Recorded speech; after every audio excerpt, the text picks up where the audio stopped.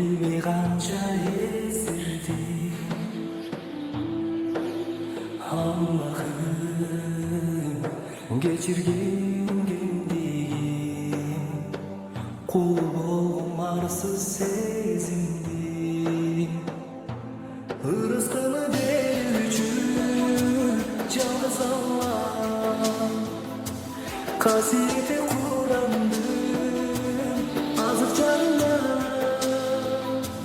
Кетсе дағы атағың алыстардан, иманы жоқ дүниедің жанында болма.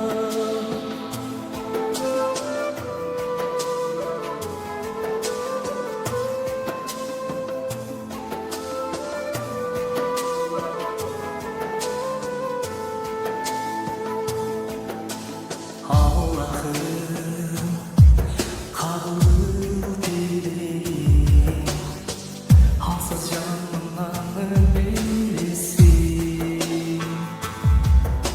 Allah'ım albümüm suyumun, hatırlayıp soğusun yürgün. Rızkımı der üçün жалғыз Алла, қасиеті Құранның азық жанына. Кетсе дағы атағың алыстарға, иманы жоқ дүниедің жанында болма.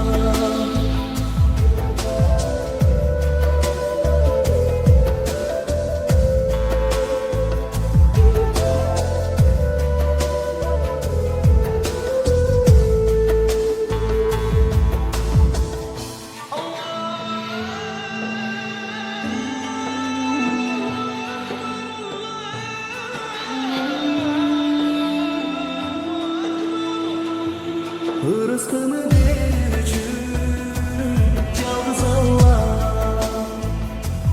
қасиеті Құранның азық жанына. Кетсе дағы атағың алыстарға, иманы жоқ